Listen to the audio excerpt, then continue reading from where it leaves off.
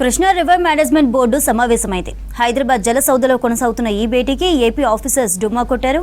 Board chairman Atul Jain ఆధ్వర్యంలో జరుగుతున్న ఈ మీటింగ్కి తెలంగాణ అధికారులు హాజరయ్యారు. రెండు రాష్ట్రాల ఇంజనీర్లు ఇచ్చిన నివేదికపై సమావేశంలో చర్చిస్తున్నారు. తాగునీరు, సాగునీరు అవసరాలపై రెండు రాష్ట్రాల ఇంజనీర్లు ఉదయం సమావేశమై నివేదికను కృష్ణా బోర్డుకు అందజేశారు. మే నెల వరకు తమకు 63 టీఎంసీలు కావాలని తెలంగాణ డిమాండ్ చేయగా తమకు మే నెల వరకు 55 టీఎంసీలు కావాలని ఏపీ విజ్ఞప్తి చేసింది. మనీ డీటెయిల్స్ శ్రీశైలం లైవ్ ద్వారా అందిస్తారు. Srisailam, Krishna river board meeting కి సంబంధించిన అప్డేట్స్ ఏంటి? కృష్ణా రివర్ బోర్డు మీటింగ్ కొద్దిసేపటి కింద ప్రారంభమైంది. ఈ సమావేశానికి తెలంగాణ నుంచి irrigation principal secretary Rahul Bojja, అదేవిధంగా ఈఎన్సీ అనిల్ కుమార్ హాజరయ్యారు. అయితే ఏపీ అధికారులు ఎవరు కూడా సమావేశానికి హాజరు కాలేదు. మరోవైపు బోర్డు చైర్మన్ అతుల్ జైన్ అధ్యక్షన సమావేశం ప్రారంభమైంది. అయితే ఈ సమావేశానికి ముందు రెండు రాష్ట్రాలకు సంబంధించి ఇటు నల్గొండ సిఈ అజయ్ కుమార్తో పాటు అటు ఒంగోలు సిఈ కూడా ఇక్కడ జలసౌధలోనే విడిగా సమావేశమయ్యారు.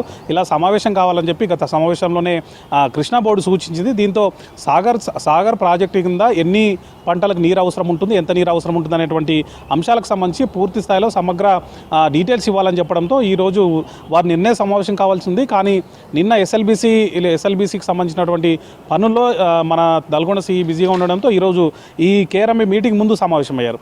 ఆ సమావేశంలో వారు ఇరువురు చర్చించుకొని ఏపీకి ఎన్ని నీళ్లు కావాలి, తెలంగాణకి ఎన్ని నీళ్లు కావాలన్నటువంటి ఒక అవగాహనకు వచ్చినట్టు తెలుస్తోంది.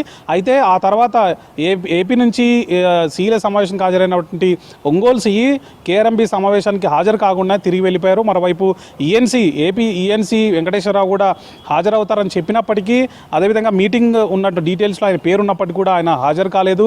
వేరే ఇతర కారణాల వల్ల, లేకపోతే ఇతర పనుల వల్ల ఆయన హాజరు కాలేదని చెప్పి ఇక్కడ ఉన్నటువంటి సిబ్బంది ద్వారా తెలుస్తోంది. అయితే ఇప్పుడు ఏపీకి సంబంధించినటువంటి ఇద్దరు అధికారులు లేకపోవడంతో ఎవరు ఏం చర్చిస్తారనేటువంటి అంశం కొంత ఉత్కంఠగా ఉంది. అయితే అంతకుముందే కేఆర్ఎంబీ బోర్డుకు సంబంధించి మే నెల వరకు ఎన్ని నీళ్లు కావాలనే అంశంకు సంబంధించినటువంటి వివరాలు అయితే బోర్డుకు అందించినట్టు తెలుస్తుంది. తెలంగాణకు సంబంధించి 63 టీఎంసీలు మే నెల వరకు కావాలని చెప్పి, ఇది సాగునీటి కోసం కావాలని చెప్పి తెలంగాణ ప్రతిపాదన పెట్టింది. మరోవైపు ఏపీ కూడా ఇప్పటికే పరిమితికి మించి వాడుకున్నారని చెప్పి తెలంగాణ ఫిర్యాదు చేస్తున్నప్పటికీ ఏపీ కూడా దాదాపు 55 టీఎంసీల నీళ్లు కావాలని చెప్పి బోర్డుకు ప్రతిపాదన పంపింది. మరి దీని మీద బోర్డులో ఏం చర్చిస్తారు? ఇప్పుడు ఏపీ అధికారులు ఏ నేపథ్యంలో వారు ఇచ్చినటువంటి ప్రతిపాదనల ఆధారంగా చర్చిస్తారా, లేకపోతే మరోసారి సమావేశం నిర్వహిస్తారనే విషయం తేలాల్సి ఉంది. ఇప్పటికే ఏపీకి సంబంధించినటువంటి నీటి తరలింపు మీద, అదేవిధంగా సాగర్ కుడికాలం నుంచి నిత్యం నీటిని తరలించడం పైన కూడా తెలంగాణ ఫిర్యాదు చేసింది. దాని మీద ఇప్పటికే బోర్డు కూడా చర్యలు తీసుకుంది. అంటే ఏపీ అధికారులను ఆదేశించింది సాగర్ కుడికాలం నుంచి ఏదైతే 10,000 క్యూసెక్కులు తీసుకెళ్తున్నారో దాన్ని 7,000 క్యూసెక్కులు తగ్గించాలని చెప్పి ఇప్పటికే ఆదేశాలు ఇచ్చింది. దాని ప్రకారం 7,000 క్యూసెక్లకు నీటి విడుదల తగ్గించినట్టు కూడా తెలుస్తుంది. మరోవైపు ఇప్పటికే అంటే రెండు రాష్ట్రాల ప్రతిపాదన మనం ఒక్కసారి గమనించినట్లయితే రెండు రాష్ట్రాల నుంచి కూడా వీళ్ళు 63 టీఎంసీలు, అదేవిధంగా ఏపీ 55 టీఎంసీలు అడుగుతున్నప్పటికీ కూడా మొత్తంగా ఇటు శ్రీశైలం కానీ సాగర్ కానీ ఈ రెండు ప్రాజెక్టులో కేవలం 65 నుంచి 70 టీఎంసీల మధ్యలోనే నీళ్లున్నట్టు తెలుస్తోంది. అది నికర జలాల పైన ఉన్నటువంటి నీళ్ళ సంఖ్య. అంటే నికర జలాలకు పైన కేవలం 60 నుంచి 70 టీఎంసీల మధ్య నీళ్లుంటే ఈ రెండు రాష్ట్రాలు అడిగినటువంటి ప్రతిపాదనల ప్రకారం 120 టీఎంసీల వరకు నీళ్ళు అవసరం ఉంటుంది. మరి ఆ నీటిని